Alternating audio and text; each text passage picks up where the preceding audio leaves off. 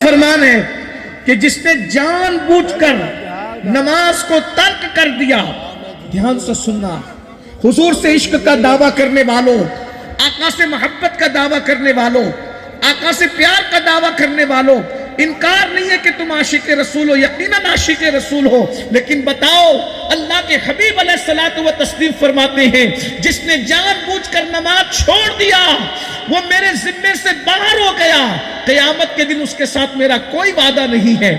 اللہ کے بندو ذرا سوچو، جس سے حضور علیہ الصلوۃ والتسلیم بیزاری کا اظہار فرمائیں۔ سیدنا ابو ہریرہ رضی اللہ تبارک و تعالیٰ نے ارشاد فرماتے ہیں کہ اللہ کے رسول علیہ السلام مجھ سے کہا کرتے تھے، اے ابو ہریرہ بے نمازی کی صحبت میں نہ بیٹھا کرو، اس لیے کہ جہاں بے نمازی ہوتا ہے مسلسل اللہ کی لعنتیں اس پر برستی رہتی ہے۔ اللہ اکبر، جن کی صحبت میں بیٹھنے سے اللہ کے رسول علیہ السلام اپنے صحابہ کو منع کریں، آپ مجھے بتائیں وہ بے نمازی ہے۔ مسجدوں کو ویران کر کے مصطفیٰ جان رحمت کے دل کو تکلیف پہنچانے والوں، اللہ کے حبیب علیہ السلام نے ایک مرتبہ اپنے صحابہ سے کہا، اے میرے صحابہ یہ اللہ کی بارگاہ میں دعا کرو کہ کوئی بدبخت نہ رہے، کوئی محروم نہ رہے، اللہ سب کو بدبختی سے بھی بچائے، محرومی سے بھی بچائے۔ صحابہ کرام سے یہ کہنے کے بعد آقا ارشاد فرماتے ہیں، کیا تم مجھ سے نہیں پوچھو گے کہ بدبخت کسے کہتے ہیں، محروم کسے کہتے ہیں؟ ذرا دھیان سے سننا، جو رسول ہر امتی کا بخت ہے، اللہ اکبر، وہ رسول جو ہماری قسمت ہے، وہ رسول اللہ اکبر جو ہمارے مقدر میں لکھی ہوئی ہماری گویا کے تقدیر ہے۔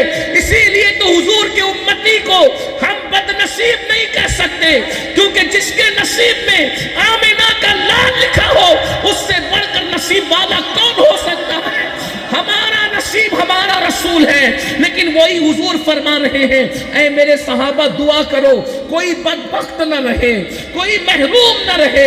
اور پھر خود ہی کہتے ہیں، کیا تم مجھ سے نہیں پوچھو گے کہ بدبخت کون ہوتا ہے، محروم کون ہوتا ہے؟ اللہ اکبر، صحابہ نے عرض کی یا رسول اللہ ہمارے ماں باپ آپ پہ قربان، کون بدبخت ہوتا ہے، محروم کون ہوتا ہے؟ تو میرے آقا فرماتے ہیں جو نماز کو چھوڑ دے وہ بدبخت بھی ہے، وہ محروم بھی ہے۔ اب مجھے بتاؤ رسول اللہ جس کو محروم کہہ دے اس کو کون عطا کر سکتا ہے؟ جس کو سب محروم کر دیتے ہیں اس کو حضور عطا کرتے ہیں، جس کو حضور محروم کہہ دے اس کو کون عطا کر سکتا ہے؟ اس لیے یاد رکھو آقا فرما رہے ہیں نماز چھوڑنے والا بدبخت بھی ہے، نماز چھوڑنے والا محروم بھی ہے۔ یہ میں نہیں، فقی ابو اللہ سمرقندی اپنی کتاب قرۃ العیون میں لکھ رہے ہیں، اپنے آپ پہ رحم کر لو، جس کو اللہ کے رسول محروم کہہ دے، جس کو اللہ کے رسول بدبخت کہہ دے، اب مجھے بتائیے اس کو کون نواز سکتا ہے، اس کے نصیب کو کون جگا سکتا ہے؟ بڑی معذرت کے ساتھ جس پر محرومی کی مہر حضور لگا دے دنیا کا کوئی تعویذ آپ کو عطا نہیں کر سکتا۔ جس کو بدبخت زبان رسالت کہہ دے اس کے بخت کو کوئی بیدار نہیں کر سکتا۔ اس لیے نماز کی طرف آؤ، اور جو میں نے کہا تھا کہ اپنی جوانی کو ضائع نہ کرو، بس دو باتیں، اس لیے کہ مختوم صاحب موجود ہیں، بس میں اپنی دو باتیں کر کے بات پوری کر لوں۔ یاد رکھنا جوانی کا صحیح استعمال کرو، جوانی کا مس یوز نہ کرو، جوانی میں اللہ کی عبادت کرو، اس لیے کہ اللہ کو جوان بھی پسند ہے اور جوانی کی عبادت بھی پسند ہے۔ آج سے پہلے اگر کچھ بھی کیا ہے، کچھ بھی کیا، توبہ کر لو۔ اللہ تعالیٰ ارشاد فرماتا ہے، جمع الجوامع ایک کتاب ہے، اس کتاب میں یہ حدیث موجود ہے، اللہ پاک حدیث قدسی میں فرماتا ہے جس جوان کو میں خوبصورتی دوں، دھیان سے سنیں، سب خوبصورت ہو، یاد رکھنا اگر رنگ سانولا ہے تو یہ خوبصورتی کے خلاف نہیں ہے، کیونکہ جس کو قدرت چار قسمیں اٹھا کر جس کے حسن کو بیان کرے اس سے خوبصورت کون ہو سکتا ہے؟ اللہ فرماتا ہے وَالتِّينِ وَالزَّيْتُونِ وَطُورِ سِينِينَ وَهَذَا الْبَلَدِ الْأَمِينَ لَقَدْ خَلَقْنَا الْإِنسَانَ فِي أَحْسَنِ تَقْوِيمٍ۔ اللہ فرماتا ہے تین کی قسم، زیتون کی قسم، طور سینا کی قسم اور بلد امین یعنی مکے کی قسم۔ تفسیری ترجمانی یہ ہو سکتی ہے ولادت گاہ ابراہیم کی قسم، ولادت گاہ عیسیٰ کی قسم، ولادت گاہ موسیٰ کی قسم اور ولادت گاہ محبوب کی قسم۔ لوگ کہتے ہیں میلاد کہاں سے ثابت ہے؟ میں نے کہا جن کے میلاد گاہوں کی قسم قرآن اٹھاتا ہے، اب یہ میلاد نہیں تو پھر میلاد کس چیز کا نام ہے؟ اور ایک تفسیری قول اور بھی بیان کر دوں، 3 سے مراد صدیق اکبر، زیتون سے مراد عمر ابن خطاب اور طور سینا سے مراد عثمان غنی اور بلد امین سے مراد مولا علی۔ تب یہ کہہ سکتے ہیں ابو بکر کی قسم، عمر کی قسم، عثمان کی قسم، علی کی قسم، 4 قسمیں اٹھا کر کے پھر کہا جا رہا ہے لقد خلقنا الانسان فی احسن تقویم، ہم نے انسان کو بہت خوبصورت بنایا۔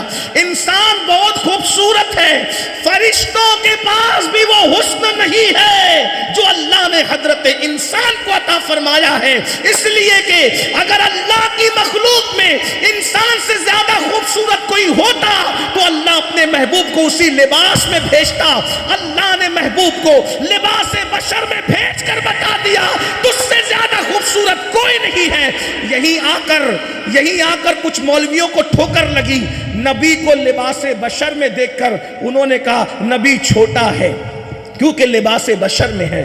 ہم نے کہا نظریں بدل گئی تو نظارے بدل گئے۔ نبی کو لباس بشر میں مولوی نے دیکھا تو نبی چھوٹا نظر آیا، اور ہم نے لباس بشر میں دیکھا تو ہمیں لباس بشریت کی معراج کا اندازہ ہو گیا، اور بے دم شاہ وارسی کا دمدار شعر یاد آ گیا، اب آدمی کچھ اور ہماری نظر میں ہے، اب آدمی کچھ اور ہماری نظر میں ہے، جب سے سنا ہے یار لباس بشر میں ہے، جب سے سنا ہے یار لباس بشر میں ہے، ہمیں پتا چل گیا لباس بشریت کتنا عظیم لباس ہے کہ اللہ نے حقیقت محمدی کو لباس بشر پہنا کر کے بھیج دیا۔ اس لیے تم سب خوبصورت ہو، لیکن قرآن کیا کہہ رہا ہے؟ ثم رددناہ اسفل سافلین۔ اگر تم نے جوان کی قدر نہیں کی، اگر تم نے جوانی کی قدر نہیں کی تو اللہ تمہیں بڑھاپے کے عمیق غار میں ڈھکیل دے گا۔ آپ سوچتے ہیں کیا کوئی ایسا بھی ہے جس کو بڑھاپا نہیں آتا؟ علامہ ابن رجب حنبلی اپنے رسائل میں لکھتے ہیں کہ علامہ ابن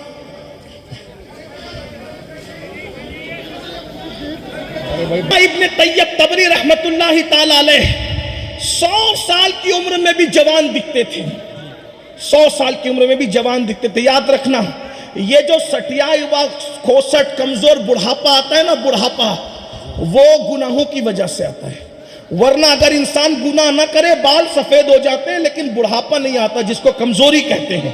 میں نے کہا نا آپ کو کہ کہنے والے نے یہ جو بات کہی کہ محمد کے غلاموں کو بڑھاپا آ نہیں سکتا، غلاموں کو بڑھاپا، داڑھی سفید ہونا یہ حسن ایمان کی نشانی ہے، بڑھاپا کمزوری کا نام ہے، کمزوری کا۔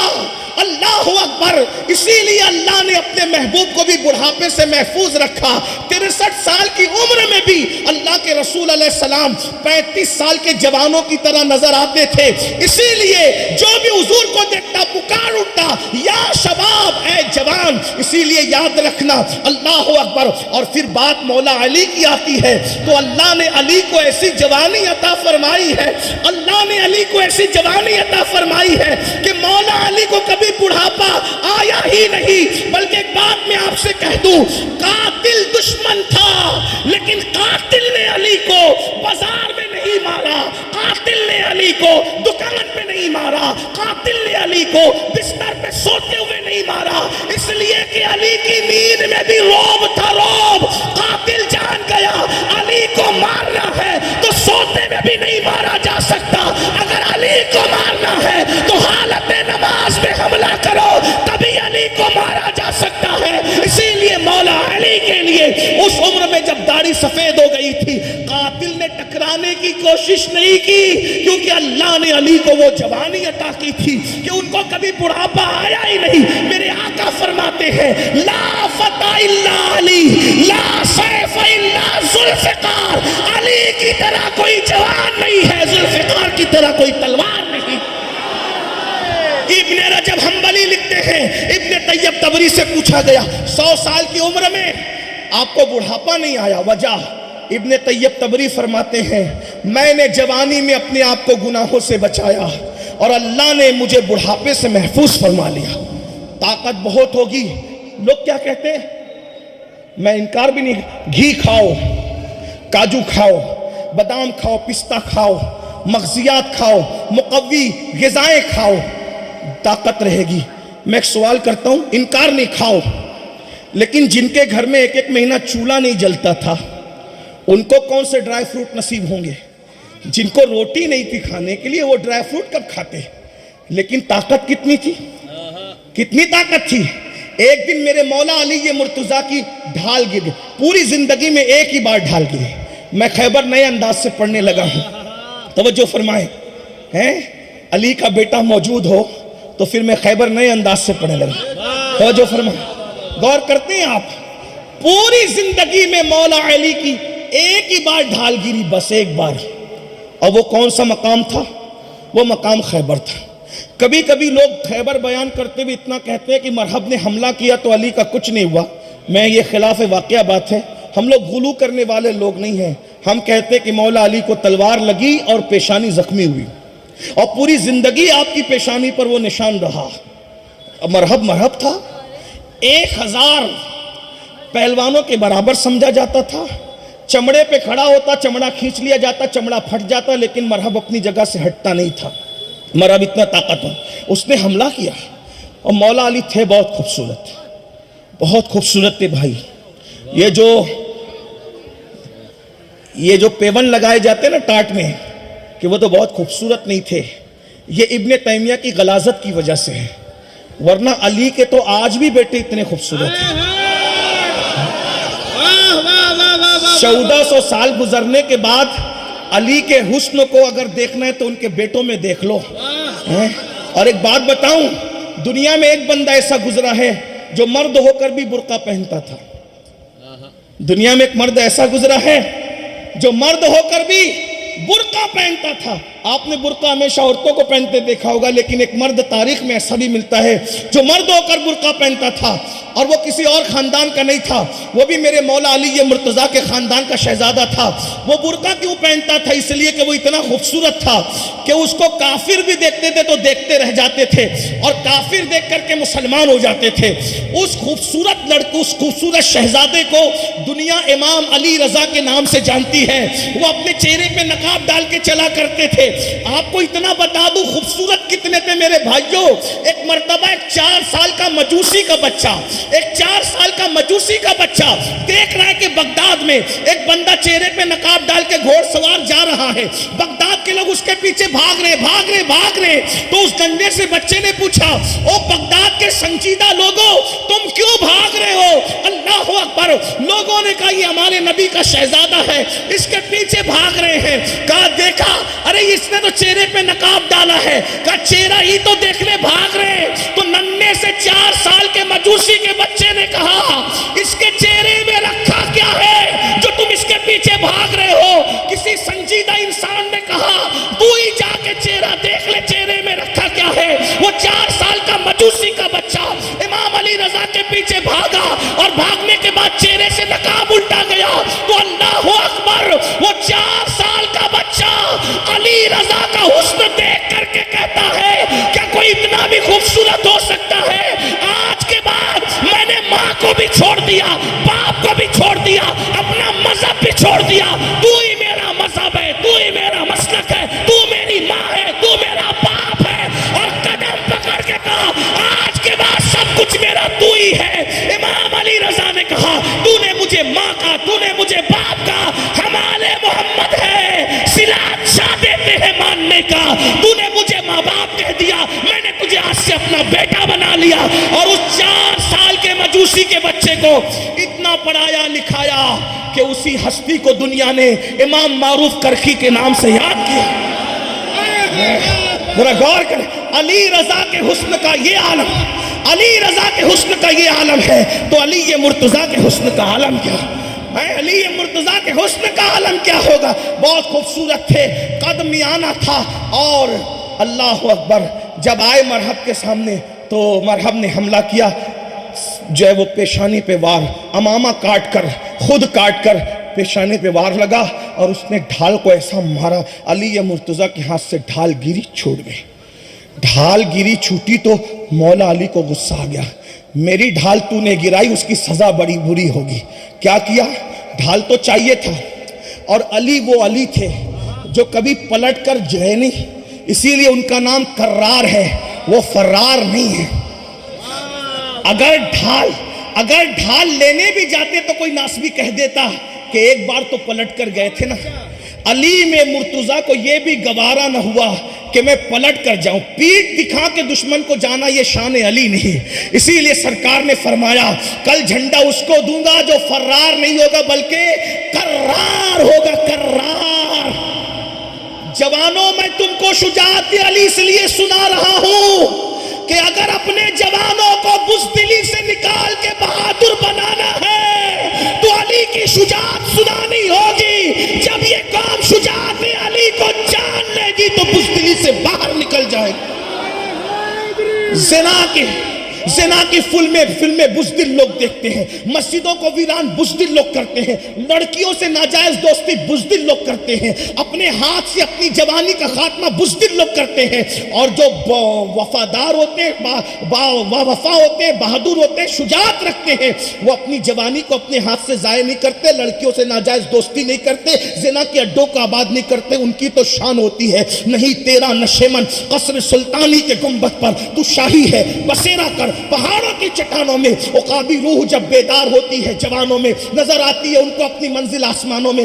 جس نے بھی بہادری کا کارنامہ انجام دیا ہے کہیں نہ کہیں وہ علی مرتضیٰ سے کنیکٹ تھا، تبھی دے سکا۔ مثال کے طور پر کربلا کے اندر بہادری کا کارنامہ علی مرتضیٰ کا بیٹا دے رہا ہے۔ سلجوکیوں کی دور حکومت کے اندر اللہ اکبر سبائی فتنے کا خاتمہ غوث اعظم کی شکل میں علی کا بیٹا کر رہا ہے۔ 90 لاکھ کو کلمہ پڑھانے والا کارنامہ علی کا بیٹا انجام دے رہا ہے۔ وارث دیوا، اسی طرح شاہ برکت اللہ، مخدوم اشرف جہانگیر سمنانی، اسی طریقے سے شیخ احمد رفاعی، سب کو دیکھتے چلے جائیے۔ جس نے اندلس کے ساحل پہ کشتیاں جلائی تھی اس کا تعلق بھی علی سے تھا۔ جس نے بیت المقدس کے اوپر اسلام کا پرچم لہرایا تھا اس صلاح الدین ایوبی کا تعلق بھی مولا علی سے تھا۔ یاد رکھنا ہم علی والے ہیں، لیکن وہ علی والے نہیں کہ علی کو مانے اور علی کے امام کو گالی دیں۔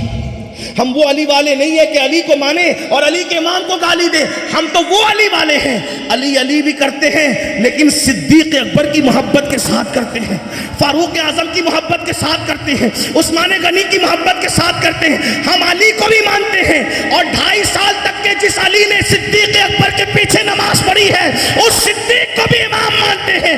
علی نے جس کو امام مانا ہے، اگر وہ امام نہیں ہے تو دنیا میں کوئی امام پیدا ہی نہیں ہوا۔ اسی لیے ہمارے مرشد حضور محدث اعظم کے چوچوی نے کہا تھا مرتبہ حضرت صدیق کا یہ ہے سید، اور فضیلت کے وہ جامع ہیں نبوت کے سوا، اور فضیلت کے وہ جامع ہیں نبوت کے سوا۔ اللہ اکبر عرض کر رہا تھا جب مولا علی کی ڈھال زمین پہ گری ہے، سوچا پلٹ کے جاؤں گا تو ناسبی تانا دیں گے کہ علی نے تو پیٹ دکھائی تھی، کب پیٹ نہیں دکھائیں گے، تمہارے گھر سے ڈھال کا انتظام کریں گے۔ لیکن وہ کیسے؟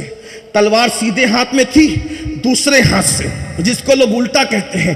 ہم مولا علی کے لیے کسی چیز کو الٹا نہیں کہتے کیونکہ ہمارا مسلک مکمل ادب ہے، لیکن دوسرے ہاتھ سے خیبر کا دروازہ اکھاڑا ہے۔ تو نے میری ڈھال گرائی، اس کی سزا دیکھ لے مرحب کہ میں نے تیرے قلعے کے دروازے کو ڈھال بنا لی۔ اور اللہ اکبر 150 من کا دروازہ اٹھا کر مولا علی اس کو ڈھال بنا کر کے لڑتے رہے، اور جب اٹھا کر کے پھینکا ہے تو 40 لوگ مل کر بھی اس کو اٹھا نہ سکے۔ یہ طاقت ہوتی ہے جوانی کی، جو گناہ سے بچ جائے، جو گناہ سے بچ جائے تو بس اینڈ کرتے ہوئے کیا کہ گناہ سے بچ جاؤ۔ جب بھی دل چاہے گناہ کرنے کا، ایک چیز سوچنا اللہ دیکھ رہا ہے، بس کوئی دیکھے نہ دیکھے اللہ دیکھ رہا ہے۔ اور اس تصور سے کہ اللہ دیکھ رہا ہے، زندگی میں ایک گناہ چھوڑ دو گے اللہ ساری زندگی کے گناہ معاف کر دے گا۔ میرے آقا علیہ السلام فرماتے ہیں کوئی عورت پہ انسان کا قبضہ ہو جائے اور انسان اس سے زنا کرنے کی کوشش کرے اور کوئی روکنے والا نہ ہو، بس یہ سوچ کے کہ اللہ دیکھ رہے، آدمی دور ہو جائے، اللہ اسی وقت اس کو بے حساب جنت نعیم کا مستحق قرار دیتا ہے۔ اللہ دیکھ رہا ہے۔ ترمذی شریف کی ایک حدیث ہے جس کو میں اپنے الفاظ کے جامع میں، جس کو علامہ ابن الجوزی نے بھی لکھا اور بڑے بڑے بزرگوں نے لکھا، اپنے الفاظ کے جامع میں پیش کر رہا ہوں۔ حضور کو یہ حدیث خود اتنی پسند تھی، یہ واقعہ، کہ حضرت عبداللہ ابن عمر کہتے ہیں میں بچہ تھا، پھر بھی حضور سے میں نے 7 مرتبہ اس حدیث کو سنا، کچھ یاد رہے نہ رہے، یہ حدیث یاد رکھنا، اسی پہ میری بات پوری ہو رہی ہے۔ جوانی کی حفاظت کیجئے، جوانی کی قدر کیجئے، جوانی چلی جائے گی، پچھتاؤ گے پچھتاؤ گے پچھتاؤ گے۔ 16 سال سے شروع ہو کر 50 سال تک جوانی رہے گی، پھر چلی جائے گی۔ اللہ کے رسول علیہ السلام فرماتے ہیں بنی اسرائیل میں ایک جوان تھا، اس کا نام کفل تھا، کفل۔ حضور کو بہت پسند تھا یہ واقعہ۔ حضور نے، ابن عمر نے 7 بار سنا، تو جو جوان اور بڑی عمر کے صحابہ تھے انہوں نے کتنی بار سنا ہوگا؟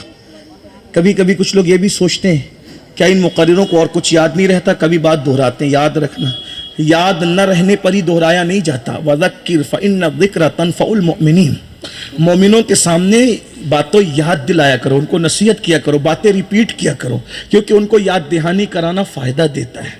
عالم ما کان و ما یکون نے جب ایک واقعے کو 7 مرتبہ ابن عمر کے سامنے بیان کیا تو یہ بھی یاد رکھنے کی بات ہے نا۔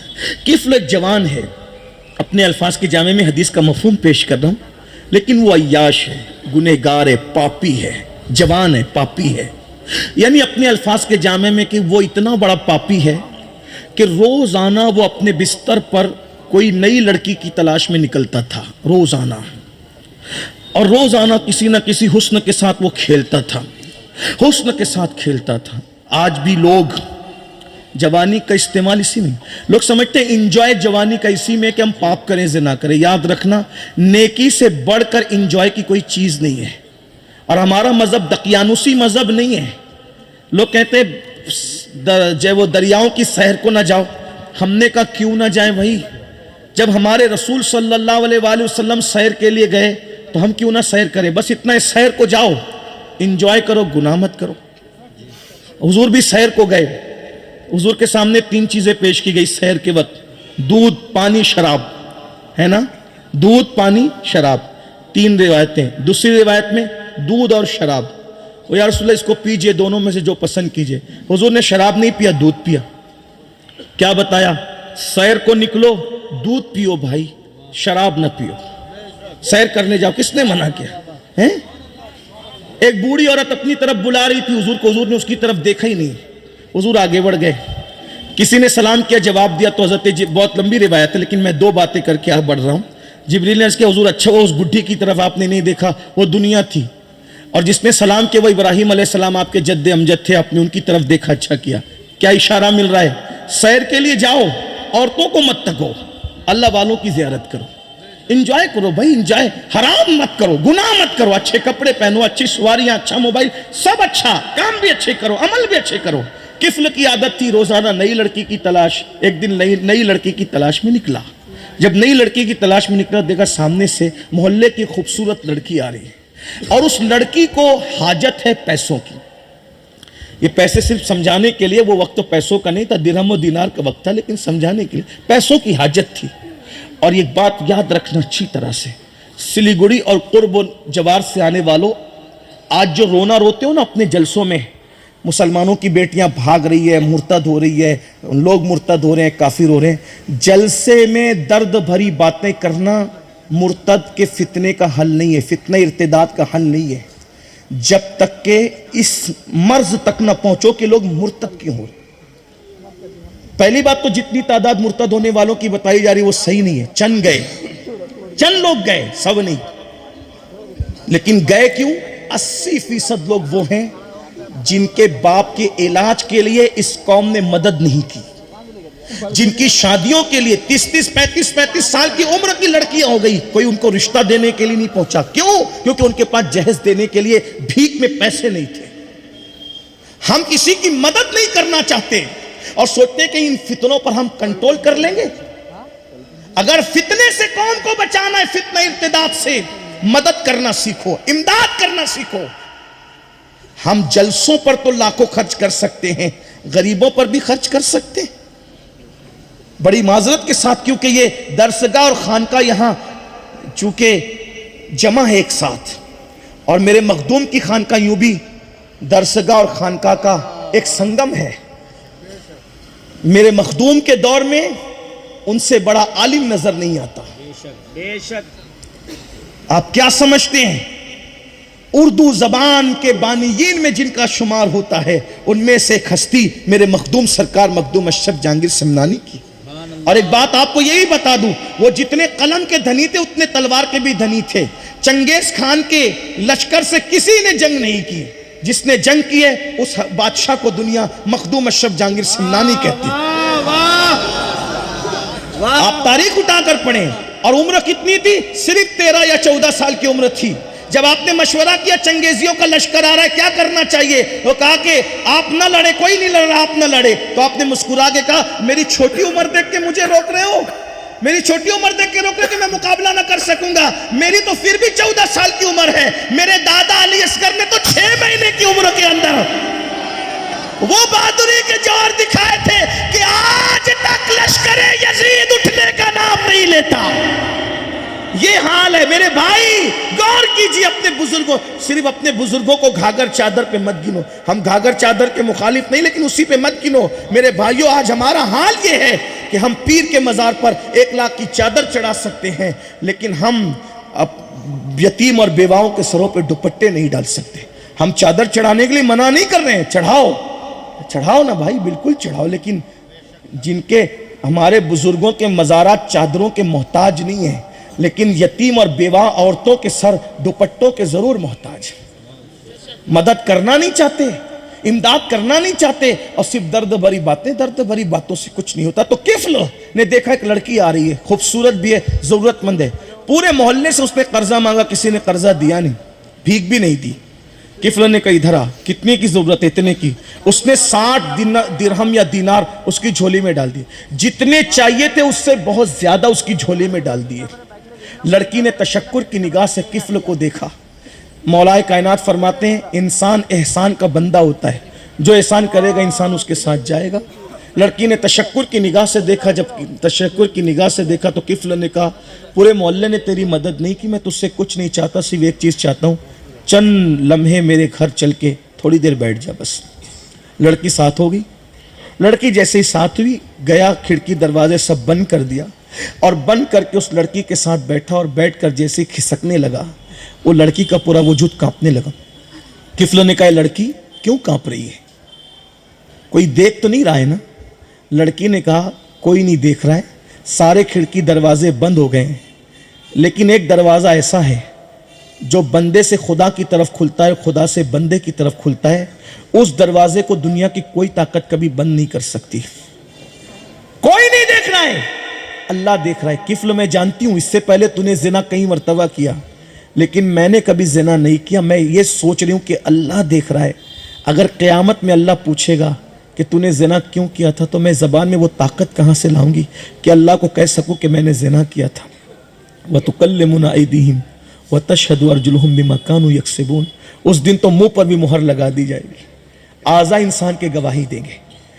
کفل نے جیسے ہی سنا اللہ دیکھ رہا ہے, لڑکی کانپ رہی ہے, اور وہ کہتی ہے کہ تو نے کئی بار یہ گناہ کیا, میں نے آج تک نہیں کیا, اللہ کو میں جواب کیا دوں گی, اللہ دیکھ رہا ہے, بس اتنا سننا تھا. کہتے ہیں دل سے جو بات نکلتی ہے دل میں اترتی ہے.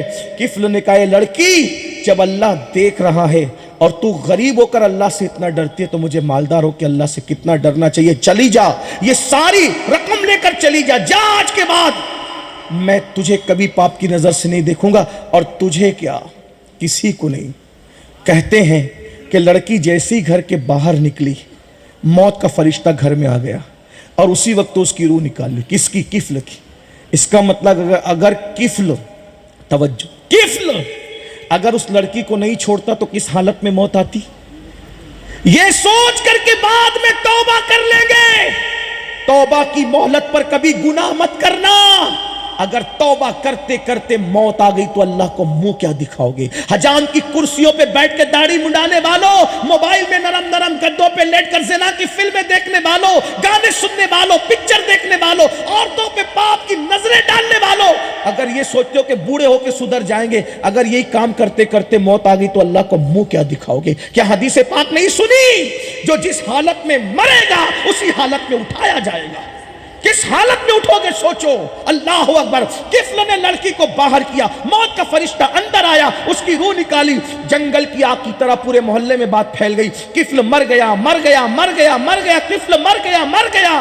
बहुत जाहिदाने खुश्क ने बातें की होगी, इतना पॉपी था, पता नहीं उसका मुंह कैसा होगा, उसका क्या हाल होगा, क्या होगा, क्या होगा और क्या होगा। जाहिदाने खुश्क तो ऐसी बातें करते हैं, लेकिन कुछ ऐसे भी अहले इश्क होते, कहा अरे कुछ भी था लेकिन था तो मुसलमान, चलो उसके जनाजे में चलते हैं। जब उसके घर पे आए तो क्या देखा, उसके घर के दरवाजे पर नूर के कलम से लिखा हुआ था, इन्नल्लाह ताला कद गफर लिल किफ्ल, इन्नल्लाह ताला कद गफर लिल किफ्ल। अल्लाह ने किफ्ल की मगफिरत कर दी। क्यों?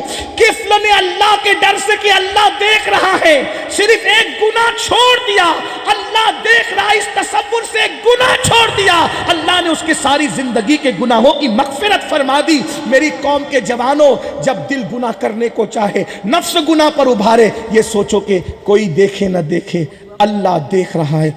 एक गुनाह कम से कम जिंदगी में छोड़ करके देखो, अल्लाह सारी जिंदगी के गुनाह माफ कर देगा। अल्लाह मुझे आप सबको अमल की तौफीक दे। गुफ्तगू के दरमियान अगर कोई गलती हो, अल्लाह ताला माफ फरमा दे। अस्तगफिरुल्लाह रब्बी मिन कुल्लि ज़ंबिन व अतूबु इलैहि व मा अलैना इल्लल बलाग। अस्सलामु अलैकुम व रहमतुल्लाहि व बरकातहू।